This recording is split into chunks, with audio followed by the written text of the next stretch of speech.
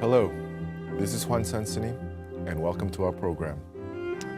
I recently met a student at one of the universities that I teach, and she had a very interesting medical or physical condition. She said that the flow of feeling and energy on the left side and the right side of her body were different, so that they felt like they were disconnected, and she was actually trying to receive treatment for this condition, but it was causing her a lot of physical discomfort and interrupting her life routine, so much so that she had to take a break from her work. So I asked her, I had never heard of something like this before, so I asked her how this happened to her. And she told me that this happened to her after she learned how to practice sun meditation at a temple stay. And I said, well, that can't be true. This kind of thing doesn't happen when you practice, real traditional Korean Sun Buddhist sun meditation. And she said that she realized that only later. She realizes now that she had learned an inauthentic kind of meditation from, I think, an unreliable teacher. And so now she wanted to learn the authentic form of living phrase sun meditation. And we've been doing that together, and she has been learning the meditation practice, and I do think that she is getting better. But this event caused me to think a little bit about the ways in which people learn meditation the wrong way or perform it the wrong way, so that it causes adverse effects on their health. So in response to this situation, we've decided to do a two-part series on the health benefits of living phrase sun meditation. And today's episode will be part one of that two-part series. And for today, we will concentrate on the physical health benefits of living phrase sun meditation. And the next time we come back, we'll do part two, where we concentrate on the psychological health benefits of sun meditation. So be sure to tune in for both episodes.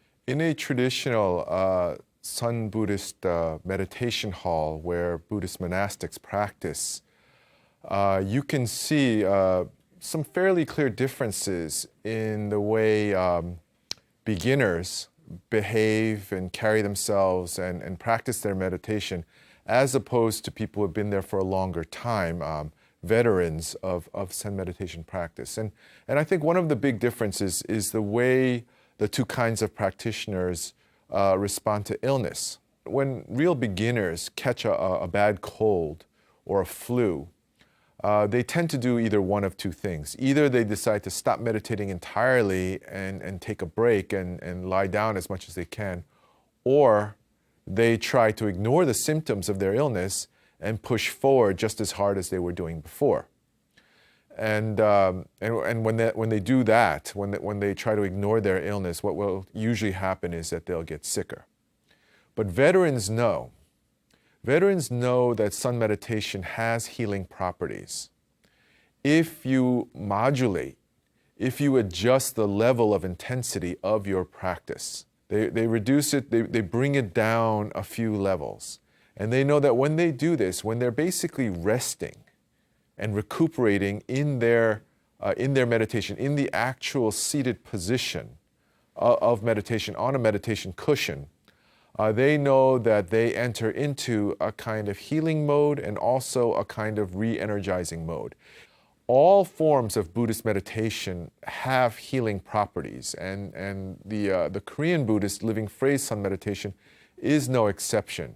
So today, as I mentioned in the introduction, I would like to cover some of the healing properties or the physical healing benefits of sun meditation that I've either personally experienced or directly witnessed in my practice of sun meditation in a monastic community. So the first thing that I noticed personally was that sun meditation improves our blood circulation.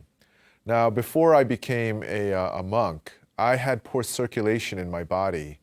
which basically meant that my hands and my feet were cold all the time. I mean, they were like ice cold and clammy. And I actually don't easily get cold, but my hands and feet would always be cold in those days. And one of the first changes that I noticed in sort of my metabolism was that especially after I had been living in a meditation hall and doing many hours of meditation, my hands and feet warmed up. It seems to be that my blood circulation has become very even throughout my body. So that was one of the first things that I noticed, and it's something I know that other practitioners have also experienced this kind of benefit. The next health benefit that I've noticed is the ability of sun meditation to lower high blood pressure. And I actually noticed this in none other than my teacher, Sun Master Songdam, who I believe was born with congenital high blood pressure. And I think in his youth, he was healthy enough that he could sort of live with it. But as he grew older, I noticed that he became more and more careful. But he also told me that he used sun meditation to regulate his blood pressure to keep it down in healthy levels. So through him, I learned that sun meditation, like many other forms of Buddhist meditation and like other forms of mind-body cultivation, like yoga and actual just normal fitness exercise or energy cultivation like Qigong and Tai Chi, like all of those other practices, sun meditation helps us to lower our blood pressure when our blood pressure is too high. Now, the next thing that I noticed is that sun meditation also helps with our digestion. Now, let me just clarify one thing. You should never practice sun meditation, especially with the Dantian breathing, right after a meal. The general advice is to wait at least 2 hours after a meal before you begin actively practicing seated meditation with abdominal breathing. So what I mean when I say that sun meditation helps our digestion is that it's good to practice it even a little bit before you take a meal.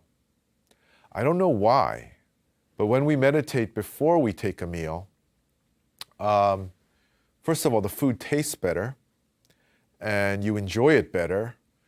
You tend to eat more slowly, and you also tend not to overeat. But in addition to all of that, for some reason, I've noticed that digestion goes much, much better. So this is something that I very much want to recommend for people who have trouble with their digestion or their eating habits or whatever is, try and take a few minutes, 5 minutes, 3 minutes, even 1 minute before you eat to just really sit there, focus on your breathing, focus on the hwadu imoko, relax your body, and really enter into a meditative state. Really feel that you're fully into the meditative state, and then take your meal and see how that whole experience of eating and digesting afterward changes. And I guarantee you that you'll find that it's a much more enjoyable, robust, and healthy way to sort of support our eating and digestion. The next thing that many practitioners notice, including myself, is that sun meditation, and I mean, if you can commit to a daily habit of practicing seated sun meditation for at least an hour a day, what we often find is that it stabilizes our sleep schedule.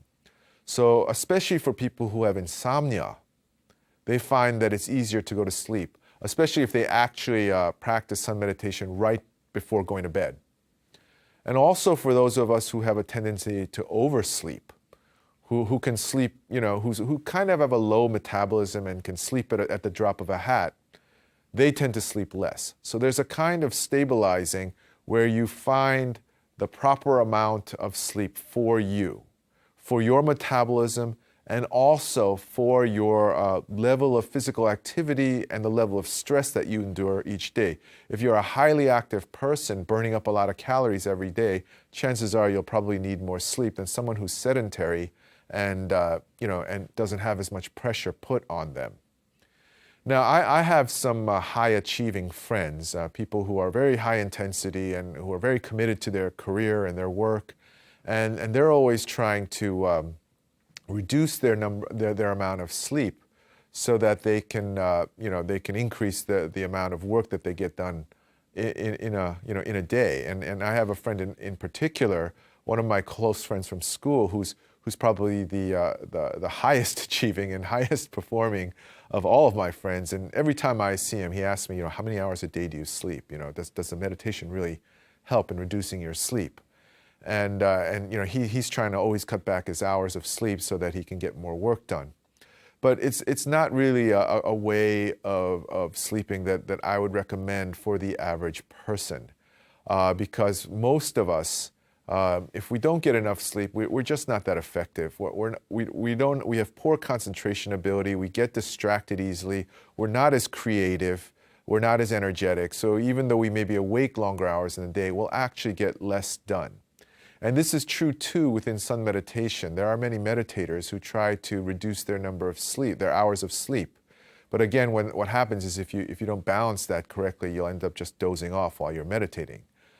Sun Master Mangong, who transmitted his Dharma to my teacher's teacher, Sun Master Jeonggang, Sun Master Mangong famously said, if you really want to perform intense meditation, sleep 1 more hour, and so that you can use the remaining hours much more effectively. So if you go in with that kind of healthy, balanced attitude, what you will find is that over time, if you meditate enough, your mind becomes very clear. And then you will begin to sleep less naturally. You'll just naturally begin to cut back the hours. Another health benefit that sun meditation provides is its effect on our immune system. And again, this is something that I have personally experienced. I have a slightly herniated disc in my lower back. Basically, I have a bad lower back. And it was aggravated when I first became a monk, because during my period as a novice, like every other novice, I was required to perform a lot of physical labor, and it was very rushed, and I hurt my back several times. And so for a long time, I had a bad back. And I saw a doctor about it, and the doctor predicted that one day I would have to get surgery on this injured disc, this herniated disc in my lower back. And this is something that I very much didn't want. But I did manage to practice sun meditation over the years, and I believe that the seated posture, even though it's actually supposed to, a lot of doctors will tell you that it puts stress on your lower back, I found that it actually helped my lower back. And now, many years later, my back is actually much better than when I was young and in my 20s. So this was one healing benefit that I noticed immediately. And there are more. And another one that I'll mention is that the sun meditation seems to improve our ability to recover. And this is something that I alluded to earlier about how veterans, longtime practitioners know that sun meditation put them into a healing mood. I've noticed that regular practice of sun meditation will help me to recover from colds more easily. I believe that it actually even helps me recover from cuts and bruises as well. So I think that it has an overall enhancing effect on our immune system. And sun meditation is not alone in this. Many forms of Buddhist meditation also provide this health benefit. Finally, the last sort of significant health benefit that I would like to mention is that sun meditation seems to really help our complexion. And I know that this is something that a lot of people out there in society are really concerned about. And especially in Korea, there's this whole obsession with having a flawless complexion. And I'll tell you, the person with the most flawless complexion that I have ever met, and I have met professional actors, but he beats them all. And of course, that is my teacher, Sun Master Songdam. And he told me that he was very sick when he was young, as a student, before he became a monastic, and that he had this very kind of dark, coarse, rough skin. And that's, if you meet him, that's utterly unbelievable. I mean, his complexion is so fair, you wouldn't even call it white. You would have to say he has like a silver complexion. But he said that the meditation cleared his complexion. And I have found that it has helped with me too. I also, when I first became a monk, my complexion was actually on the dark side, and I was sort of sort of reddish. Now, I'm told that I'm not like that, and I do believe, I have noticed that the sun meditation has changed the quality of my complexion over the years. So this is something that I know a lot of people are interested in, and so you could use this to inspire yourself to practice more. Just as a side note, evolutionary psychological theorists have studied the reasons why men and women might get attracted to each other and get married and have children. And one of those is a clear complexion. Both men and women like that in each other. And evolutionary theorists theorize that the complexion is actually a pretty good reflector of overall health. That if you have a fairly clear complexion, that it's a sign that probably all of your organ systems and your blood circulation and your digestion and all those things are working properly, and so toxins aren't building up in you and marring your complexion. And so we look for signs of health within our potential spouses and mates. And so this is a reason, and this probably is also why so many people are intrigued by the idea of an unblemished complexion. So, I absolutely believe that sun meditation is better than any skincare or cosmetic product out there. It's for free. Do it as much as you like. It has no bad health effects. So, and you'll receive a lot more benefits besides that. So these are sort of the 6 big benefits that I've noticed. Increased blood circulation, lowered blood pressure, increased digestion, sleep stabilization, enhanced immunity, and increased complexion. In addition to that, I'll just name a few sort of odd, what I consider sort of energetic changes in the body. Because one of the things you notice when you practice sun meditation is a flow of energy that goes through your body, and this energy is sometimes called chi. It's also called prana. Mainstream scientists do not acknowledge its existence, but every meditator in the world probably has experienced it in one form or another. And one of the things that happened to me personally is I used to have very poor posture before I became a monk. I used to kind of, like slump like this. And nothing I could do really would change that. But when I practiced seated meditation, I would feel sort of a surge of energy that seemed to flow up my spinal column. It was almost like water going through a hose, straightening it out. And over time, I noticed that without really trying to, my posture straightened out by itself. And it really felt like it was because of a flow of energy. Another rather odd side effect of sun meditation that I've also noticed is that when you're sitting, and this doesn't happen to everyone, but I do know that it happens to a lot of people. Not only in sun meditation, but also in practices like yoga and qigong as well. But you can experience a realignment of your bones in your body. You will actually feel bones shifting. That's what it feels like anyway, in your body, especially around the pelvis area, in your back, in your shoulders, in your neck. And it's almost like the body knows how to fix itself, how to assume the proper shape, the shape that is proper to it. So that's something that can possibly happen. Other meditators I've met have said that they also experience the same thing, especially when they were engaged in very, very intensive sitting, where they were sitting many hours a day for long periods of time. Now, the final energetic sort of benefit that I'll mention is that sun meditation seems to increase your overall energy level. Now, by increase your overall energy level, I don't mean like a weightlifter, or a professional athlete where you become, physically stronger. It's more like you have a higher average level of physical and emotional energy throughout the day.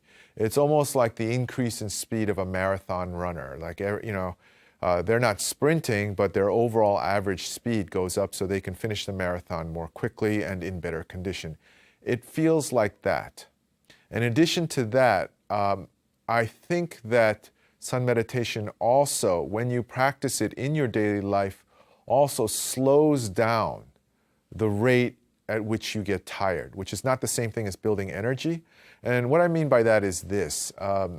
several years ago when I first started teaching at universities. Back then, I used to have to take the subway from my temple to Seoul, and that was more than a 2-hour ride where I had to switch trains several times. And I was always very concerned that I would arrive at the university in an exhausted, kind of scattered state and not be very fun to be with for the students. So I used to meditate on the train, sitting there, or even standing up when seats were not available. And I found that by meditating like that, it was almost like I was preventing the leakage of energy. Because I think most people, when they ride public transportation for a long time, you feel tired afterward. But I noticed that when I did this, and I did it very carefully, with a very relaxed body, even though the train is usually shaking and stopping and going and so forth, and with a gentler way of breathing than I would use in a meditation hall. But by sort of adjusting the meditation to the environmental situation, I found that it really was like putting a cell phone into the charger, or it was like putting a computer into standby mode.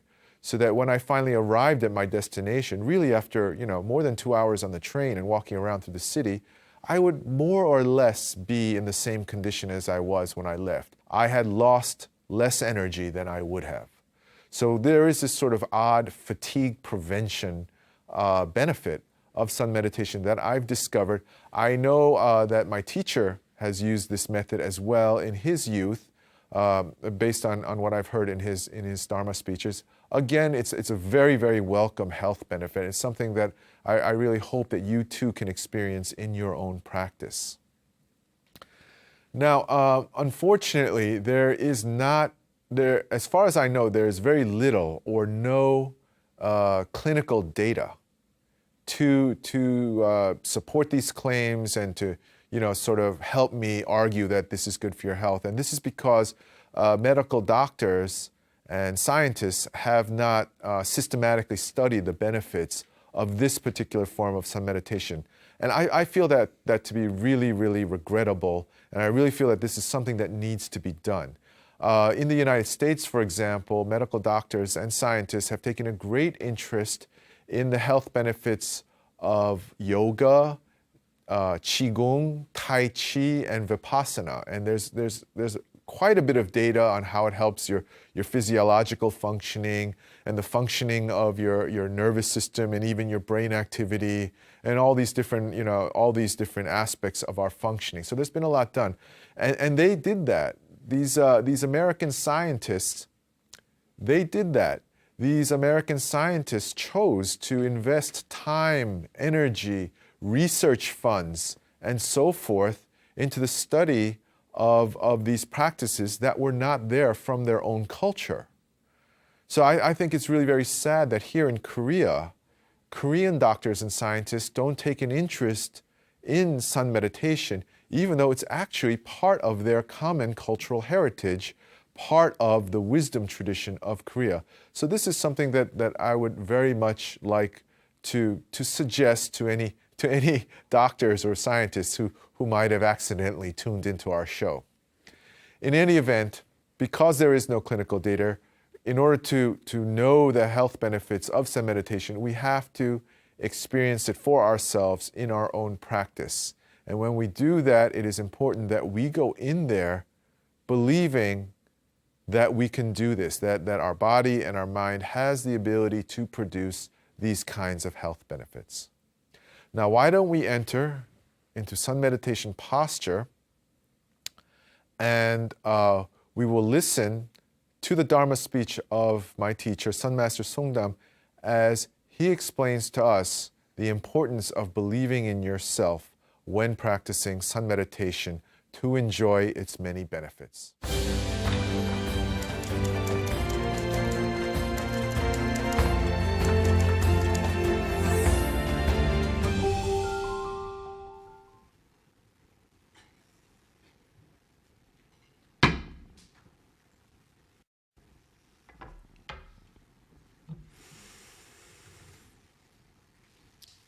이니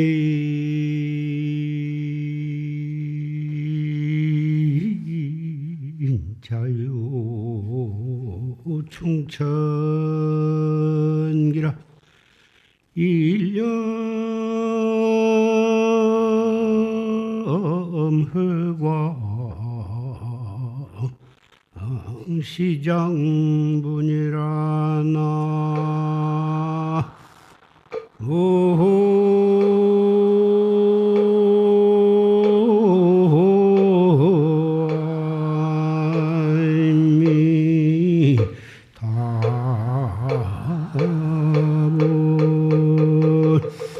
막도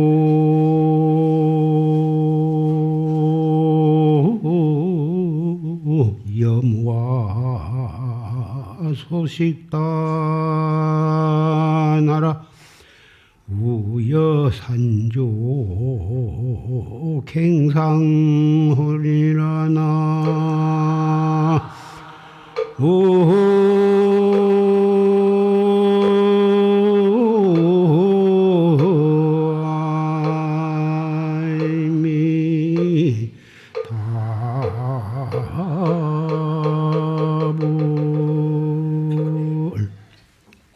과학 문명이 발달해서 로켓트가 하늘나라에 가고 뭐다 그렇지만 정말 정법을 믿고 우리에게 있는 불성, 우리의 자성을 닦는 수행을 하지 아니하면 아무리 물질 문명이 발달했다 해도 진정한 인간의 행복은 찾을 수가 없는 것입니다.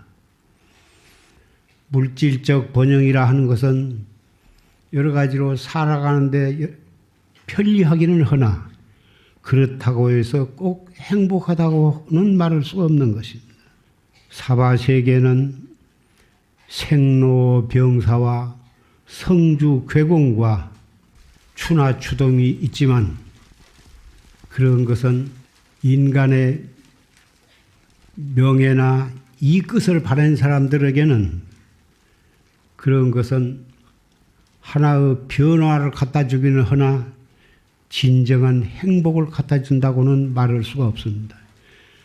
성주괴공 무상 속에서도 정법을 믿고 활구참선을 하는 사람은 그 무상한 변화 자체가 행복으로 돌아오는 발판이 되고 깨달음으로 들어오는 발판이 되는 것입니다. 정법을 믿고 안 믿느냐에 따라서 온 세계가 이렇게 말세가 되어서 정치나 경제, 문화가 이렇게 변화가 무쌍한 이런 속에 있지만은 정법을 믿는 사람에게는 그런 것들이 다 발심할 수 있는 좋은 발판이 되고 기회가 될 것입니다마는 정법을 믿지 않고 세속의 명예나 이끝만을 추구하다 보면 그런 것들은 다 믿을 것이 못 되는 거고 그래서 불행한 마음을 가지고 몸부림치고 나날이 암에 걸린 사람은 나날이 불어나게 되는 것입니다. 철저하게 정법을 믿고 인과를 믿고 여법에 열심히 단전호흡하면서 화두를 들고 이목구를 열심히 한 사람은 어떠한 상황도 바로 깨달음으로 나아가는 발판이요 계기가 되어서 암 같은 무서운 병에는 안 걸리게 될 거고 설사 그런 병이 일어날 듯 하다가도 열심히 들으면서 단전호흡하면서 이목구를 열심히 하면 수술을 안 하고도 암이 낫게 될 것입니다. Several years ago, I and the other Buddhist monks who attend to my teacher, Sun Master Songdam, were finally able to convince him to go to a hospital to get a physical exam. Sun Master Songdam, like many older Buddhist monastics, doesn't like going to hospitals, doesn't like sort of the modern medical technologies, and they have a tendency to want to just let their bodies and their lives follow the natural course of natural aging. So for a very long time, we kept begging him, please go to the hospital, please go to the hospital. And he would refuse and he would refuse. And somehow we got him to go. So we went there, and he took a full battery of physical exams, and we tested as much as we possibly could of his entire physiological functioning. And one kind of funny thing was that he took some tests for his brain functioning, and he ended up scoring exceptionally high in his memorization and his problem solving and certain kinds of mental task situations. So he actually scored the highest possible score. And so we showed this to him, and as soon as we showed it to him, he sort of started complaining. He was like, I've never used a computer in my whole life. You just sit me in front of this computer. You give me this test, and you make me take this test. And he said, I've never done it. And we were like, Sanim, you got the highest possible score. And for a brief moment, I think we could see the young student he had once been, the proud, intellectual young student that he once was. But unfortunately, there was also very, very alarming news that came from the results of that physical exam, and that was that he had a blood analysis done. And in his blood analysis, there were very high levels of an indicator of the presence of cancer in his body. So I explained this all to my teacher, and he adamantly refused to go. He absolutely refused to take the biopsy or to take any further testing. And even though we begged him, and all he wanted was to see the medical results with his own eyes. So I showed him the charts with his blood work. We showed him MRI photos of the area of his body that we believe was affected by cancer and that possibly had tumors in it. And he just kind of calmly looked at it and he says, all right, I understand. And then that was it. And for months afterward, everyone around him kept saying, you have to go to the hospital. It looks like, we didn't want to tell him that he was in terminal stage cancer or something like that. We didn't want to alarm him, but at the same time, we really needed him to understand the urgency of the situation. But at every turn, he would say, I'm not going. And months passed like this, and I thought, well, is this the end? I mean, is he preparing to leave us? So I think maybe 6 months later, maybe even a year later, we finally did actually get him to go to the hospital again. And we ran a battery of tests on him. And to our amazement, there was no longer any of that indicator in his blood analysis. He was back down well within normal levels. And his MRI work also showed no indication of cancerous activity. And the doctor who had been advising me was utterly, I think his life was changed by these results. He came up to me and he said, look, I am Buddhist. I believe in the enlightenment of Sun Master Songdam. I am devoted to him, but I'm a man of science, and I always thought that these are moral and psychological qualities that he has, but this is medically impossible. This change in his physical exam, we would have to call this a miracle.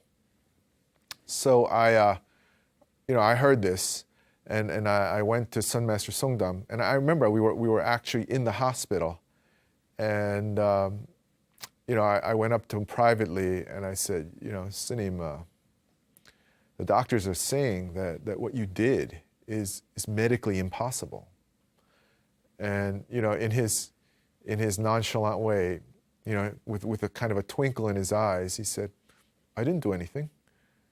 I said, and so I played along. I said, oh, really? So this was magic? And then, he just kind of smiled at me knowingly, and he says, when there's a part of your body that hurts or isn't functioning correctly, this is what you can do. And so now I will share with you what Sun Master Songdam taught me on that day when he produced medically impossible results in his physical exam. So if there's if according to him, if there's a part of your body that you know is not functioning properly, you enter into standard meditation posture. Actually, I invite you to do this with me, you know, in the progress of this show. So assume meditation posture. And now what I'd like you to do is think of a part of your body that you would like to heal. Okay? Think of that, and we're going to engage Dantian breathing together. And what's important here is the intention. So when we breathe in, using Dantian breathing, imagine that you're drawing in all of the chi energy, the life energy of the universe. You're drawing all of that in when you breathe in.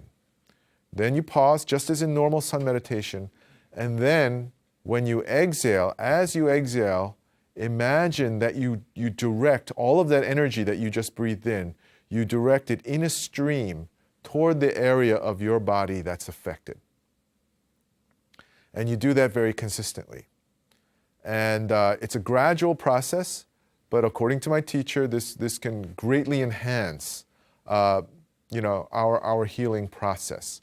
So why don't we try that right now? I'm actually going to try it with my shoulder, because my shoulder's been very sore lately from these exercises that I do. I'm afraid that I'm not as young as I used to be. Why don't you pick something that's you know, bothering you? And let's just try it for a few breaths, and let's just see if there's some change in that area. So once again, using normal Dantian breathing in normal sun meditation posture, breathe in and draw in all of the energy of the universe, pause, and then when you breathe out in your mind, direct that energy in a stream toward the affected part of your body. So let's try that together. So together, hold your posture, relax, and then together breathe in, pause, and then breathe out and direct the energy. Now try it at your own speed. So again, breathe in, then breathe out.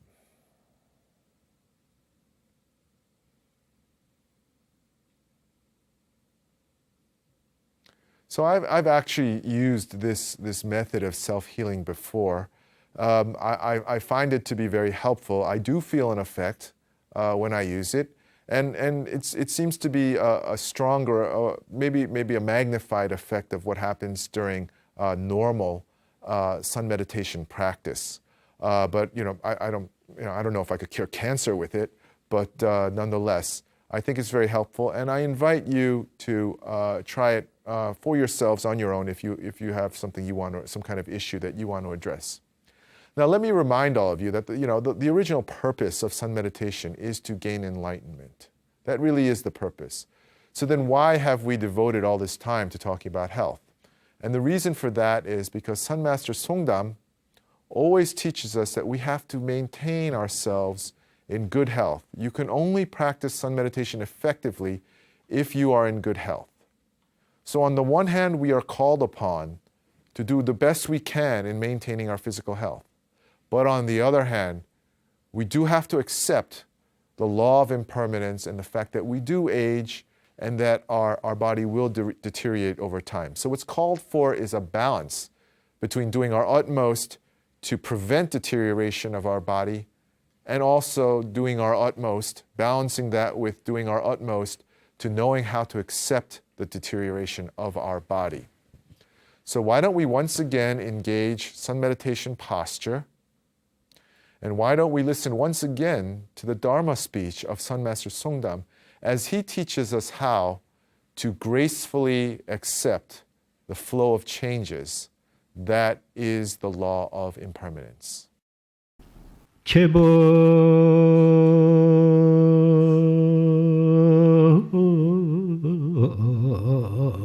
종연교 열애 설신이니라 나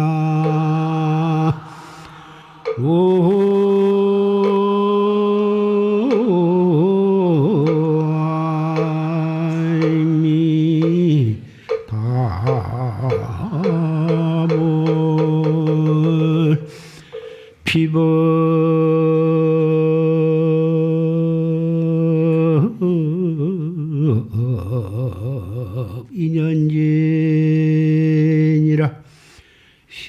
이래 사문설이니라 나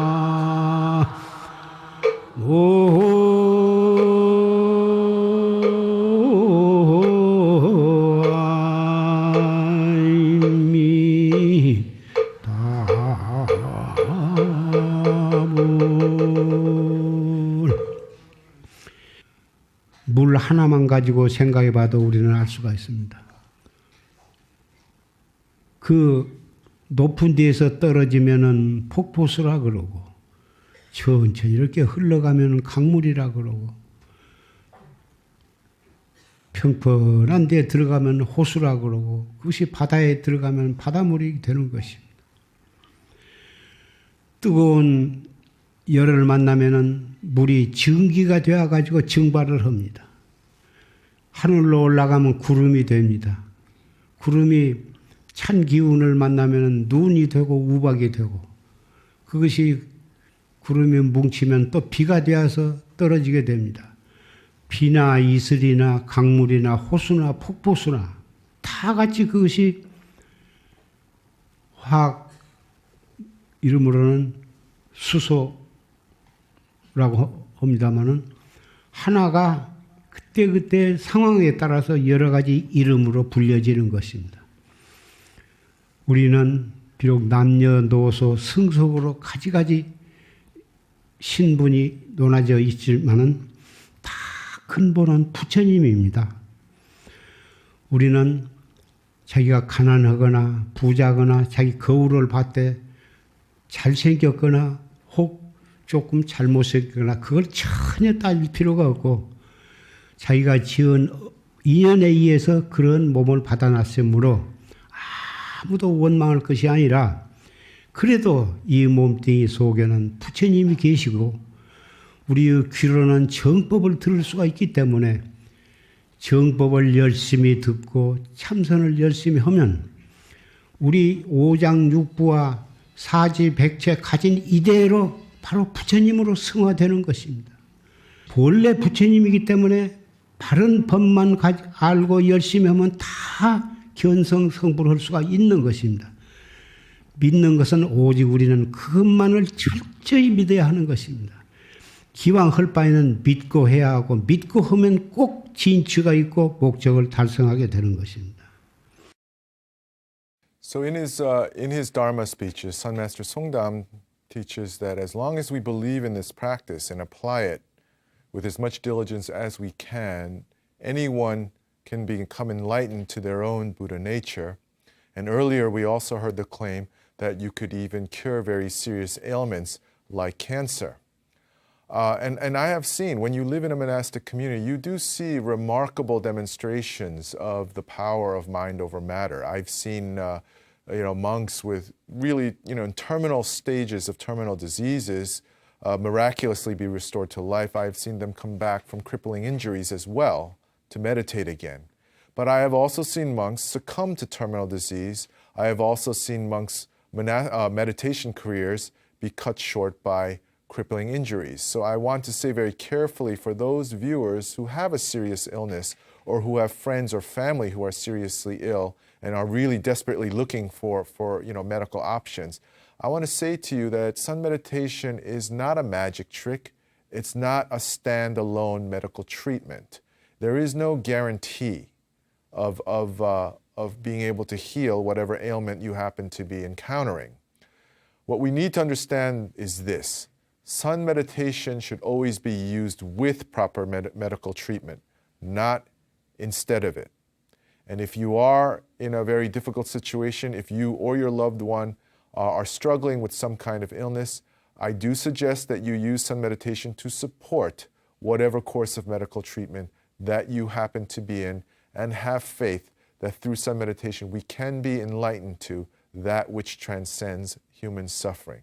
So I wish you luck in your healing. This concludes today's episode. Next week we will go on to part 2 of our special 2-part series on the health benefits of living phrase sun meditation. May we all attain enlightenment.